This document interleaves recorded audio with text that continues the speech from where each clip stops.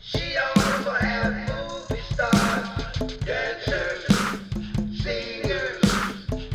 She also had business people too. She had a variety of questions, some for me. Hello, everyone. It's Bridgette Clarke of the Miss Honeybee Show, and today's guest is Darren Daye. Hello, Mr. Daye. How you doing? Welcome. Pleasure to be here. Yes, good to have you. Yes. Yes. So tell everyone who you are. My name is Darren Daye, and I grew up in the San Fernando Valley. I attended UCLA. I played 4 years of basketball there. That's what we used to do back then. We played 4 years of basketball. We didn't leave after 1 or 2 years. Okay.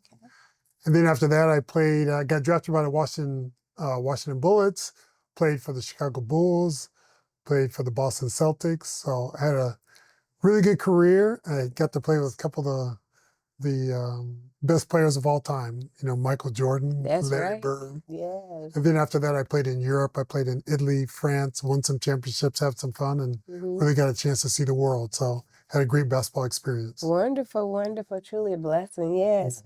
And with that being said, now, you play with Michael Jordan. Yes. Yes. What was that like?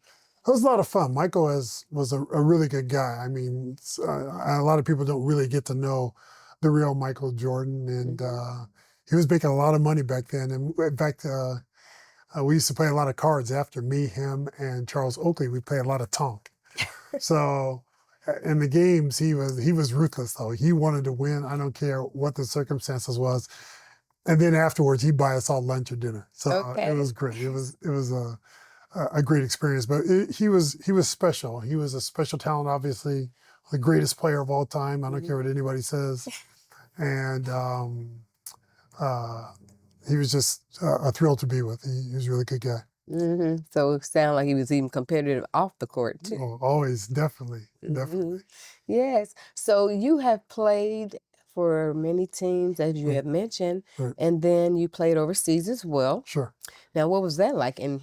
Right. It was funny because when I was playing in the NBA, the salaries weren't like the salaries of today. In fact, a lot of the guys that got drafted where I did were making less than six figures. You know, so for NBA, it was very low at the time. So for me, it worked out better to go to Europe. I was making much more money in Europe, had less expenses, got the chance to really see the world. I played in Italy, started off in Italy, played about 6 years in Italy, played a couple of years in Israel, played a couple of years in France. So it was really fulfilling. That was really the most fun of basketball that I had, winning championships there, creating relationships and friends. And I go back to Italy, I go back to France every year or so just to see my teammates and hang out and have a lot of fun. Okay. So now, did you enjoy, like you said, playing over there, but it wasn't enough to where you wanted to stay? Because most people do say that they make more money being overseas versus here in America. So yeah, I mean, I'm an American. You know, I love the sports. I love living here, and actually, the job opportunity, United States, as they say, is one of the best countries to live in as far as economically and job opportunity. So it was an easy decision for me to come home. Home is home. Family's family. That's right. So, but it was a great experience. Really getting to see the world. Really getting to understand the world better. And you don't get those experiences just by staying here at home. True. Now, you also won a ring over there at the NBA. Yeah. Well, the NBA, we lost in the finals. I lost in the finals in 1987 to the Lakers when Magic hit his famous hook shot. My son actually won an NBA championship in 2014 with the Spurs. But for me, most of my championships came in Italy. I won some championships against some really great players. Bob McAdoo was an NBA scoring champion when he was in Milan. So won some championships in Italy, won a championship in France, and played in the championship in Israel. So had a lot of fun, basketball-wise. Got to meet a lot of great people, eat a lot of great food, and really see the world. Been in Russia, I've been to Albania, I've been to Greece, I've been to pretty much everywhere in Europe. So that was really fulfilling. That's great. Yeah. So what was your favorite team to play with? My favorite team, I'd say, was the Scavallini Pesaro. There was a team, Pesaro's in the middle of Italy. right on the Adriatic Sea, so right on the east coast of Italy. And that's where I had a lot of fun. There's a team that had never won a championship because it was a small city, only about 100,000 people. And I still go back there. Some of my teammates are very close to my teammates. So having won a couple of championships there, and they had never won a championship before I got there, and they've never won a championship since I left. So they treat me really well when I go back. A lot of great Italian food too. It sounds like you like Italian food. Yeah, it's all good. I like all food, but it's great. That's the one that stands out, huh? Yeah, Okay. absolutely. Now, what made you want to play basketball, or who inspired you to play the game of basketball? Yeah, that's interesting because my dad was a baseball player. I don't know. I know my dad had a basketball hoop. He really loved basketball. He really loved sports, but he was a baseball player, and he was short. He was 6'1", and my older brother is 6'1". So I don't know how I became 6'7". It's a anomaly, but I remember even when I was little, was born in Des Moines, Iowa, and I lived there. We lived there till I was about 7 years old.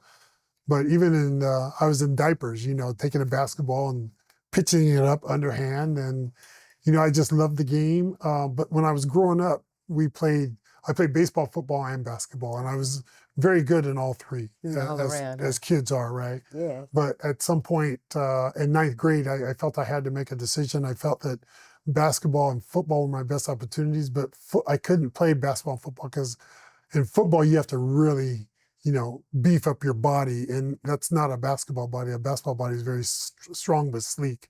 So I didn't want to gain the weight, so I had to make a decision. I chose basketball, and it was definitely the right decision for me. Definitely. Considering everything that you've done in your career. Yeah, it's just a lot of experiences. I've got to go to Russia before the fall of communism. We got to go to Germany before the fall of the wall. So it was there's nothing like seeing the world. I've been to South America, I've been to Asia, so I like experiencing different cultures, different people, and I love to travel. So that's what it sounds like. Yeah, yes. it's a good opportunity for a lot of players. Absolutely. Yes, it is. I would say anyone that loves to travel. Absolutely. Yes. Absolutely. Now, what caught my attention when I first saw you was your height. Right. And I had to ask. And so, is your son as tall as you? Or? No, my son's taller than me. Wow. So I'm 6'7", and my son's 6'11". Wow. Yeah. So and he had the basketball bug early. Obviously having watched me play, he was a little kid when he was watching me play, but he really loved the game even more than I did. That's all he wanted to do was play basketball. And I told him that even when he was younger that it's a very difficult thing to do. I said, hey, we were in California at the time. I said, hey, you got to be one of the 3 best in the state to even have a shot. And you're talking about San Diego, Los Angeles, San Francisco. You have to be one of the 3 best in the whole state. Not by position, but just 3 players. And so I didn't think it was in the cards for him because he was so skinny, and he wasn't very fast. But that's when he started his growth spurt, was in high school. He grew from 6'3" to 6'11" in high school. And I was like, oh, that's why you were so slow. But he was a good shooter, and he's had a good career, fulfilling career as well. So he's been able to do, what he loves to do. And this is his last year. He's in Taiwan. He's enjoyed the experience, but his body's starting to break down. So he's going to call it quits after this year. But he lives here in Las Vegas, just a couple miles from me. Very nice, yes. Absolutely. So would you say that you was his motivation and inspiration? Absolutely, absolutely. He just seeing your dad play, and I think that when I was growing up, or at least the times that I was playing, not a lot of former players' sons were playing in the NBA. Now it's become a lot more common. Steph Curry's father played. He was a great player, Del Curry.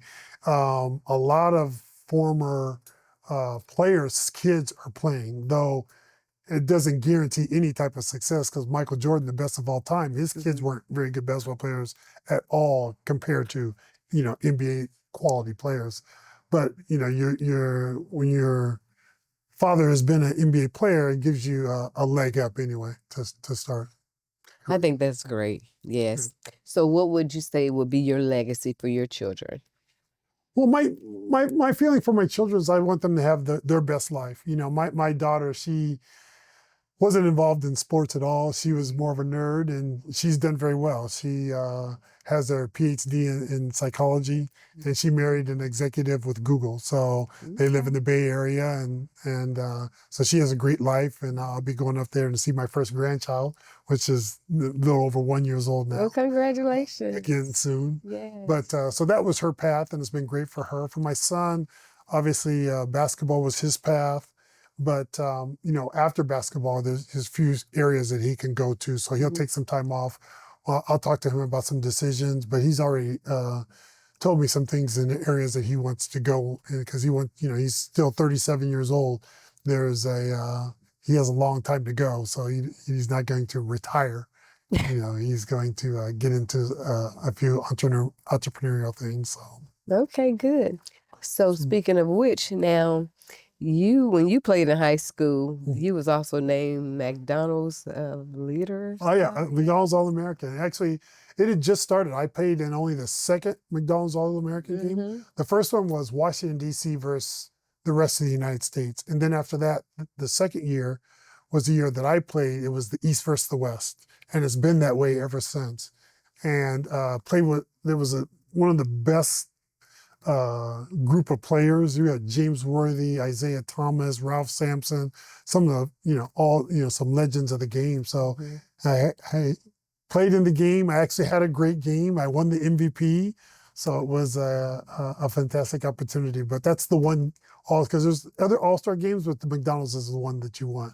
Yeah, I was able to do it, so that was fantastic. Very nice. That was one of the highlights of my basketball career for sure. Definitely stands out. Yeah, Yes. yeah. Now, out of all the teams and players you played with, now who would you say was the most challenging? I'd say that's very easy. There are two players that really gave me problems.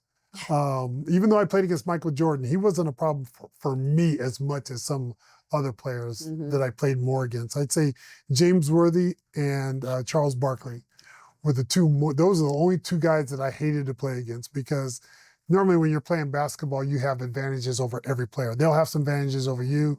You have some advantages over them. But those two players, I had no advantages. And so that wasn't fun playing against those guys. But you're always going to compete, and give it your all, no matter the situation. But those are the two guys, obviously two Hall of Fame guys that ended up being just great players. Okay. So now, when you say challenging, now what was the situation with Mr. Barkley?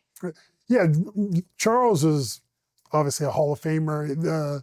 He was very fast, he was very athletic, and he was very strong. So he was a guy that was very difficult to defend. Offensively, he wasn't a great defender, so you could score on him. But defensively, when you're trying to guard a guy like that, it poses a problem. And James Worthy, he just had an incredible amount of explosiveness. Whether it's jumping, whether it's his fast feet, he was just a problem. He was just he could shoot the ball, and he could drive the ball, and he can post up. So he can, attack you from all three areas, all three levels of the basketball court. So, and he was very strong as well, and taller than me. Okay. So when somebody's bigger than you and taller than you, that creates a challenge. Okay, so really give me a scenario or something between the two of them. Between the two of them? Yes. I think that what did you deal with, actually? Of me playing against them? Yeah, I mean, obviously I played against James Worthy in the NBA Finals. And I had to guard him. I didn't play in his just regular season games against Charles Barkley, but it was always a challenge. Unfortunately, we lost to the Lakers, and I think that one of the reasons why, obviously, is we had a lot of injuries at the time. Bill Walton was hurt; he passed away not too long ago, but he had injuries at the time, so we were a little depleted. So we met up against just a great LA, basketball team. So weren't able to get over the hump on that one. Okay. Because I know you worked with so many greats. Yes. Yeah. You play against them in the summertime at UCLA. But yeah, just some of the greatest players of all time. And the basketball was a lot different back then. And the NBA then only had 23 teams. And there was only 12 guys on a team. Now there's 30 teams and there's like 18 guys on the team. You have some guys that are playing, some guys that are not playing. So it's a lot easier to make it in the NBA now than it was then. It was very difficult to make it.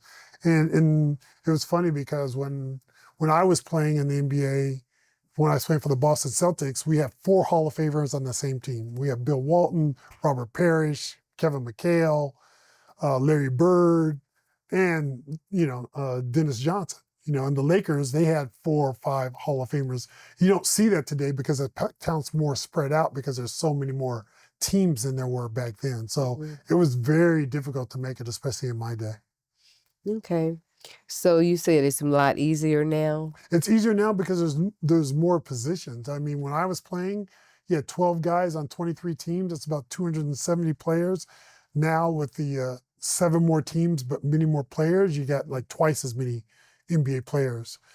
And a lot of them come from Europe and all around the world. A lot of Canadian players now, a lot of players from France. So players can come from anywhere, but it's a lot easier to make it now just because there's double the spots that there were than when I was playing. So what have you seen as far as your history of basketball, as far as the game itself, that really stands out for you, or you think that could be better? Yeah, that's a good question. A lot of people talk to me about the basketball today. Do I like it? The advent of the three-pointer, because when I was growing up and I played at UCLA, there was no three-point line, in college. So, taking a long shot was really a bad shot. But now with the advent of analytics, they realize that, hey, taking a 3-point shot, even though your percentage is lower, that extra point will add up over time. So the game has really evolved. Steph Curry and Klay Thompson, those players are making threes at such a high level that they really changed the game of basketball to where more teams are taking more threes than 2-pointers almost nowadays. So the game has changed, but I still love the game. It's still 2-pointers are still very important. It's all about percentages, taking good threes versus bad threes, but it's a fun game. I'm still a fan, and try to get to as many games as I can. I watch a lot. I'm a big WNBA fan. I love the women. I go to a lot of the Aces games. The women are just phenomenal. Yes. Athletes. It's unfortunate the players aren't making the money that they should be making. I think that the NBA should carve out maybe $500,000 per team. And that alone would, solve a huge problem and fill a void for the WNBA. But those players are phenomenal. I watch Asia Wilson and Gray, and I'm drawing a blank on some of the girls, Young. But those players are phenomenal talents. And it's so much so that when I go to the games, I see a lot of the current NBA players going to the games because it's just good basketball that their girls are playing. So I'm really happy for them because when I was, growing up or in UCLA and in the early parts of the NBA, there just was no place for the women to play, but it's really changed it on a world stage for the women. So it's really great. Yes, they've come a long way. A long way. They're very talented. I watch the game sometimes and I'm like, wow, you see that move. I mean, it's just incredible what they're able to do. So what do you think about Walt Chamberlain? Yeah. Oh, wow. Played a long time. Will Chamberlain? Yeah, yes, oh, my God. Will Chamberlain. Will Chamberlain, to me, a lot of people don't see him that way. I see him as maybe the second or third greatest player of all time. He didn't win the championships of Bill Russell, but he was just so phenomenal. I mean, he was like Shaq and just more athletic. He was just a phenomenal player. I grew up watching him. I know his story. He was incredible. I mean, he high jumped in college. He unfortunately he had to earn money in different ways. He played a long time with the Harlem Globetrotters so he could make money in the NBA. But just a phenomenal talent. I just wish that he could have played in a later generation, and so you could just see how good he was. But I saw him play from the time I was little to I was a teenager. And what was great was when I was playing at UCLA, he didn't live far away in Bel Air. So every now and then he would come and play with me and the other guys at UCLA. Nice. So that was a real thrill seeing him. I don't know if he knows it was a thrill because I'm not sure if I ever told him, but it was really great because he's a legend of the game that I really respected. Wonderful memory, yes. Yes, absolutely. Mm-hmm. Absolutely. His role was much different because the times were much different back then for especially black men, Yes. Midwest. Mm-hmm. You know, he ended up going to Kansas. But what a career, what a player, what a person. Yes. I thought he was a really good person too. You know. So you play with Shaquille O'Neal. Didn't play with Shaquille. Mm-hmm. Didn't play with Shaquille. But my claim to fame, best players I played with were Michael Jordan and Larry Bird. Okay. And Michael Jordan, the greatest of all time. There's no one close. LeBron James is a phenomenal player. He's not Michael Jordan. Michael was just a great at everything, no weakness. Larry Bird, a lot of people don't give him the credit he deserves because he was white and he was slow. But man, he could fill the stat sheet. He could shoot the ball. He had all the instincts of a great player and just a will to win. Him, Michael Jordan, Isaiah Thomas, you know, these guys are just such great players, you know, but it was great having the opportunity to play with Larry Bird and Michael Jordan. Michael Jordan was like a rock star. He wasn't a basketball player, he was like a rock star. In fact, sometimes after games, he was getting so much fanfare that the bus would have to go a few blocks down and pick him up because he just couldn't come out where other players came out, you know. And we flew commercial back then. So teams didn't have their private jets back then. So we would go to the airport, we'd be playing cards and stuff. When I was playing in Chicago, the team at that time wasn't the Chicago that was winning all the championships. It was right before that. And fans would come in, break up the game, ask him for his autograph, and then leave. Didn't care much about the other players at that time. But he was such a star. It was great just having that opportunity. Yes, yes, wonderful memory as well. Now, with that being said, now you have been all over the world and you've played with so many different players. Yeah. But do you have a favorite? Yeah, there was obviously the NBA players were great players, but there were some great players in Europe. I went over to Europe right before the players started coming into the United States. So I got to play against Vlade Divac. I got to play against, the player that played in Portland. His son is still playing now. Sabonis. And a lot of people didn't see Sabonis when he was at his peak. He was just amazing. I saw him play when I was in college. He was playing for the Russian national team at the time because the Russians couldn't come to the United States and play at that time. And Drazen Petrovic, who ended up dying in a car accident. That was really terrible situation. But those players were so good. The Yugoslav players at the time, because it was Yugoslavia, it wasn't all the broken up countries that it is now. The Russian players, they were so good at that time. They started coming over, and you could see the flood. The Tony Kukocs and these great players started coming over into America and really changed the game to where kids from all over the country realize that if they're good enough, you know, they'll have that opportunity to play, because it was thought that they're not Americans, they're just not good enough. Kind of like in the way that baseball with the Japanese players, they were so good, and the American teams would go over there and they would lose sometimes, but they're like, oh no, the Japanese players are just not good enough. And then they realized, hey, you know, they started bringing these Japanese players over and realizing how good they are and how great they are. And it really changed the game for them, just like basketball with the European players. Okay. Now, what were your challenges growing up trying to be on the team? Yeah, it's always difficult, right? You're always in competition, but I really enjoyed the competition. I loved the game. I was always good, but you always have to get better, you know? And so I felt that at that time, it was different, because when I was playing basketball at 9, 10, 11, 12, you know, we would play 10 games in a year. Then you go to football and you play 10, 12 games, and you go to baseball, you play 20 games or what have you. And, you know, when my son was growing up, you know, he'd be playing 5 games in a weekend. You know, I'm playing 10 games for the year. He's playing 5 games for the weekend. So that's one of the reasons why kids were able to, you know, come straight out of college and go to the NBA, you know, or come right out of high school, go to the NBA, or 1 year in college and go to the NBA, because the players were so much experienced and they had played so much more basketball than we did. You know, I had played numbers of years for the in the NBA before I played as many games as my son before he went to high school.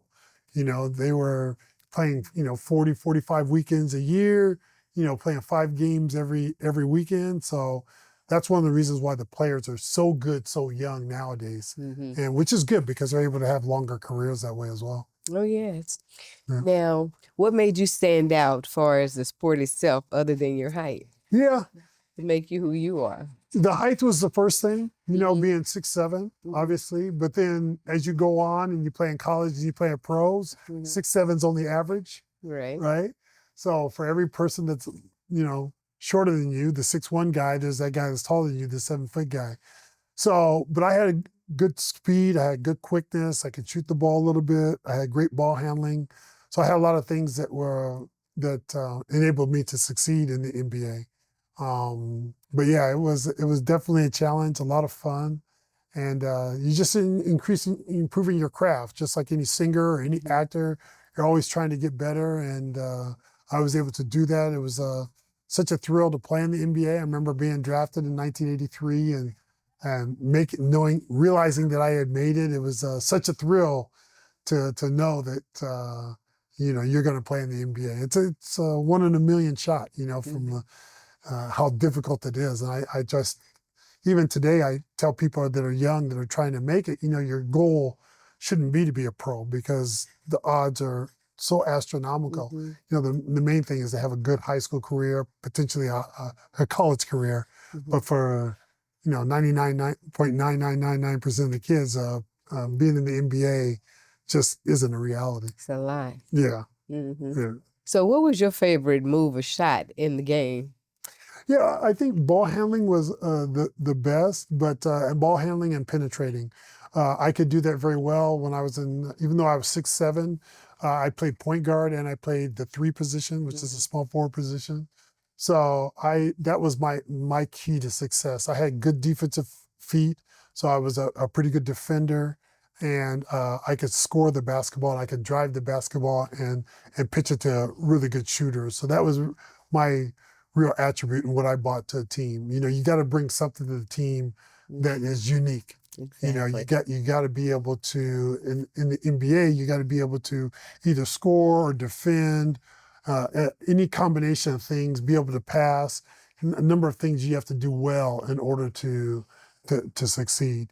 Basketball is a unique sport, unlike other sports where there's so many skills that goes into being a basketball player that it's very unique.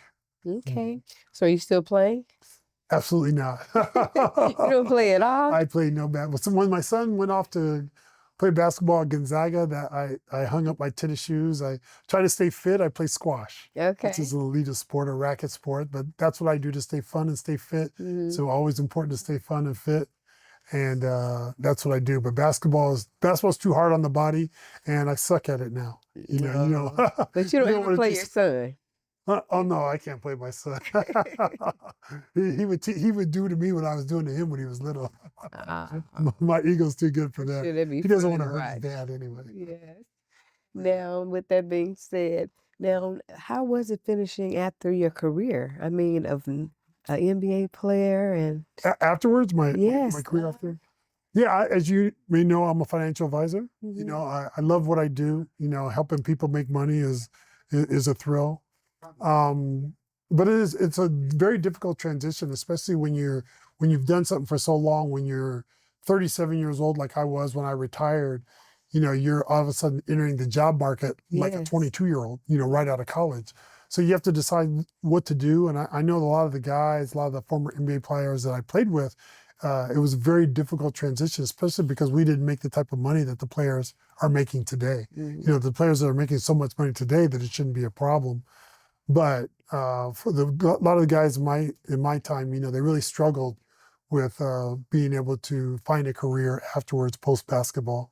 But for me, I got my economics degree at UCLA. Felt I was somewhat intelligent, and I've been able to grow my business. I love what I do. I'll do it for many years going forward, just because it's a lot of fun. That's wonderful. Yes. So what would you tell the young kids nowadays who are trying to get into the sport? Yeah, I think that there's nothing to me that's really better than sports. You have the camaraderie, the athleticism. It's good for your body. It's good for your mind. I think sports is great for everyone. You know, you should play some sport. You don't have to play 3 sports, but at least play one sport, whether it's soccer or basketball or what have you. But it builds a good camaraderie. You build a lot of friendships. I remember, I think that my best times of playing was right before high school and high school. You know, so I just think it's a good thing for mind and body.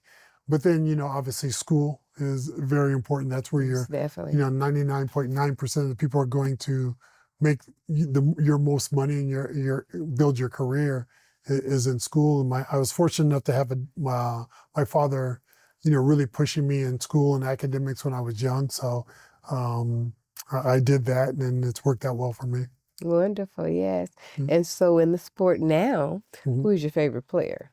My favorite player is Steph Curry. Okay. You know, Steph, I like the long ball, and Steph is just a phenomenal player, one of the best top 10 players of all time. Just a phenomenal talent. Just sad to see him come to the end of his career and his team's not very good, but you know, that's just how it is. Right now, I enjoy watching basketball. I enjoy watching Wemby. Wemby's incredible. I've always been a San Antonio fan because I was a huge Greg Popovich fan, the coach of the San Antonio Spurs, and to see them be able to rebuild after the Tim Duncan years, I'm really ecstatic about Wemby and the new young players that they have in San Antonio. So I haven't been to a game there yet, but I will be going. That's for sure. But I enjoy the NBA, and I'm still a big fan. Absolutely. Yes. So if you could go back, would you? And play? Yes. If I could, I would, obviously, but I don't think it. I don't think in the past. I think in the future. Yes. You know, I live my life going forward. I can't live my life going backwards. That's right. I enjoy what I do. I enjoy still staying physically and having competition, but I do it playing squash as opposed to basketball. And I love what I do. I love where I am in life. I have a good wife, good kids. Wonderful. My dad just passed at 93 years old. Sorry to hear that. So that was sad. And my mom was married to him for 70 years. Wow, you know, what that's a blessing. Unusual thing. And she's 89 now, so I still have her with me. So that's wonderful. So that's great. Yes, yes. Okay. Was there anything that you would like to say or leave for anyone? Yeah, just, you know, if you know, whatever you're going to do, fulfill your dreams, whether it's sports or otherwise, and just do the best, very best that you can. Ask for help, and yeah, just go out there and succeed. Okay, wonderful. Thank you for being my guest today. Absolutely. Yes. Absolutely. So you're saying you do squash, right? Yes. Now, what is squash? I'm asking. Squash is actually it's a very fast sport, and it's a ball, and it's in kind of like a racquetball court, whereas you have all the 4 walls, but it's a smaller court because the ball is small and doesn't bounce a lot. So you have to really do a lot of running, and I like the cardio. But it's a unique sport. It's going to make its first appearance in the Olympics here in 2028 in LA, and there are great athletes that play the sport. It's a phenomenal sport. It's just it isn't accessible to a lot of players. I belong to an elite club in Summerlin, so the sports are there and available, but it's not a sport that's available to a lot of people. Okay, good. Well, thank you for that. Yes, but thank you again. Yeah. Yes, so everyone, thank you so much for tuning in today. Don't forget to like, share, and subscribe. Yes, thank you, Mr. Darren Daye. Yes, NBA player. Absolutely. Yes. So thank you for watching the Miss Honey Bee Show, and God bless.